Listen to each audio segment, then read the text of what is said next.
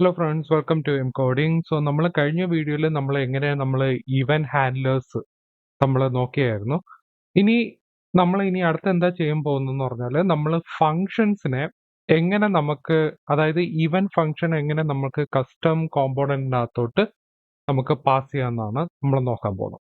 Okay, so header dot J എസിനകത്തോട്ട് വരുമ്പോൾ നമുക്ക് ഓൾറെഡി ഒരു കസ്റ്റം കോമ്പോണൻസ് ഉണ്ട്, 3 ഓക്കെ, ഇതില് എന്താ ചെയ്യുന്ന പറഞ്ഞാൽ ഞാൻ ഇവിടെ ഒരു ഒരു ഫംഗ്ഷൻ അല്ലെങ്കിൽ ഒരു ആട്രിബ്യൂട്ട്, ഒരു കസ്റ്റം ആട്രിബ്യൂട്ട് ഞാൻ ഇവിടെ ആഡ് ചെയ്യാൻ പോവാം.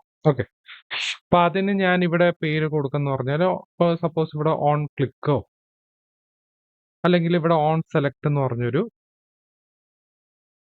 കസ്റ്റം ആട്രിബ്യൂട്ട് ആഡ് ചെയ്യുന്നു ചോദിച്ചു. ഇവിടെ ഈക്വൽ ടു എന്ന് കൊടുത്തു കഴിഞ്ഞാൽ നമ്മളിവിടെ ഒരു ഫംഗ്ഷൻ നെയിം ആയിരിക്കും കൊടുക്കാൻ പോകുന്നത്.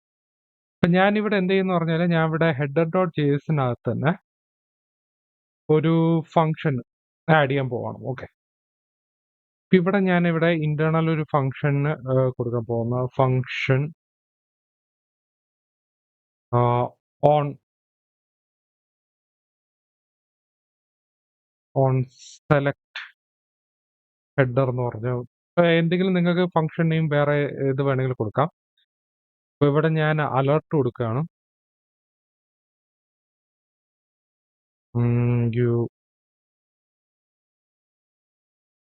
ഇവിടെ ക്ലിക്ക് എന്ന് പറഞ്ഞ ഒരു ഫംഗ്ഷൻ എന്ന് പറഞ്ഞ് ക്ലിക്ക് എന്ന് പറഞ്ഞൊരു സ്ട്രിങ് ആയിട്ടാണ് ഞാൻ അലർട്ട് ആയിട്ട് വെച്ചത്.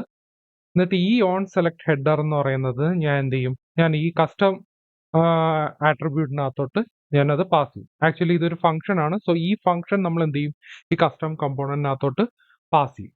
ഇനി അടുത്ത എന്താ ചെയ്യേണ്ടതെന്ന് പറഞ്ഞാൽ, നമ്മൾ ഇനി ഈ ടാബ് ബട്ടൺ എന്ന് പറഞ്ഞ കസ്റ്റം കോമ്പോണന്റിനകത്തോട്ട് പോയിട്ട് നമുക്കിവിടെ കുറച്ച് മോഡിഫൈ ഉണ്ട്. അതായത് നമ്മൾ ഇവിടെ പാരാമീറ്റേഴ്സിൽ നമ്മളൊരു എക്സ്ട്രാ ഒരു ആട്രിബ്യൂട്ടിന്റെ നെയിം കൊടുക്കും. ഇവിടെ ഓൺ സെലക്ട് എന്ന് പറഞ്ഞ് കൊടുത്തിരിക്കുന്നത്. സോ ഈ ഓൺ സെലക്ട് നമ്മളിവിടെ ഈ പേര് തന്നെ ആയിരിക്കണം. അതായത് നമ്മളൊരു കസ്റ്റം ആട്രിബ്യൂട്ടിന്റെ നെയിം എന്താണ് കൊടുത്തത്, ആ നെയിം തന്നെ ആയിരിക്കണം കസ്റ്റം കോമ്പോണന്റിനകത്തുള്ള പാരാമീറ്റേഴ്സിൽ കൊടുക്കുമ്പോൾ. ഓക്കെ, ഇവിടെ ഓൺ സെലക്ട് എന്ന് പറഞ്ഞാണ് ഞാൻ കൊടുത്തത്. നിങ്ങൾക്ക് വേണമെങ്കിൽ ഈ ചിൽഡ്രനും ഓൺ സെലക്ട് എല്ലാം കളഞ്ഞിട്ട് നമുക്ക് പ്രോപ്സ് ഒന്ന് മാത്രമായിട്ട് വെക്കാം. അല്ലാന്നുണ്ടെങ്കിൽ നമുക്ക് ചിൽഡ്രൻ അതായത് നിങ്ങളുടെ കസ്റ്റം ആട്രിബ്യൂട്ട്സിന്റെ നെയിം നിങ്ങൾക്ക് ഇതിനകത്തോട്ട് ആഡ് ചെയ്യാം. ഓക്കെ, സോ ഈ ഓൺ സെലക്ട് എന്ന് പറയുന്നത് ഞാൻ ഇവിടെ എന്ത് ചെയ്യും, ഈ ഓൺ ക്ലിക്കിന്റെ അവിടെ ഈ ക്ലിക്ക് ഹാൻഡ്ലർ ഫംഗ്ഷനെ മാറ്റിയിട്ട് ഇവിടെ ഓൺ സെലക്ട് എന്ന് പറഞ്ഞായിരിക്കും കൊടുക്കുന്നത്. ഓക്കെ, സോ ഇവിടെ എന്താ ചെയ്യുന്ന പറഞ്ഞാൽ നമ്മളൊരു ഫംഗ്ഷൻ എന്ത് ചെയ്യും, നമ്മൾ ആ ഫംഗ്ഷനെ കസ്റ്റം കോമ്പോണന്റിനകത്തോട്ട് നമ്മൾ പാസ് ചെയ്ത് കൊടുക്കും. ഇനി നമുക്ക് ഇതൊന്ന് റൺ ചെയ്ത് നോക്കാം. സോ റൺ ചെയ്യണമെങ്കിൽ നമ്മൾ npm സ്പേസ് സ്റ്റാർട്ട് എന്ന് പറഞ്ഞു കൊടുക്കുക.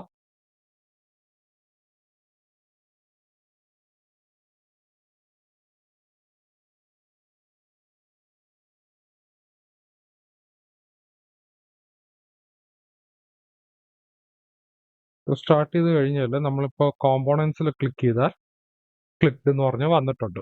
ഓക്കെ,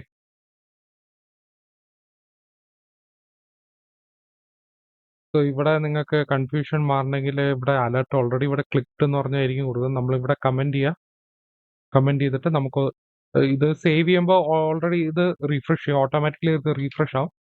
സോ കോമ്പോണൻസ് ക്ലിക്ക് ചെയ്യുമ്പോൾ ക്ലിക്ക് എന്ന് പറഞ്ഞാണ് വന്നത്. അതായത് ഈ ക്ലിക്ക് എന്ന് പറഞ്ഞ വാല്യൂ വരുന്നത് നമ്മുടെ ഹെഡർ ഡോട്ട് ജെ എസിനകത്താണ് വരുന്നത്. ഹെഡർ ഡോട്ട് ജെ എസിൽ നമ്മളൊരു കസ്റ്റം ഫംഗ്ഷൻ ആഡ് ചെയ്തിട്ടുണ്ട്, ഓൺ സെലക്ട് ഹെഡർ. അതിനകത്ത് നമ്മൾ കസ്റ്റം കോമ്പോണന്റിനകത്തോട്ട് പാസ് ചെയ്യും. സോ ഇതാണ് നമ്മൾ ഫംഗ്ഷൻ. ഇപ്പൊ നമ്മൾ കസ്റ്റം ആട്രിബ്യൂട്ട്സിനകത്ത് നമുക്ക് ഏത് ഡേറ്റ ടൈപ്സ് വേണമെങ്കിലും കൊടുക്കാം.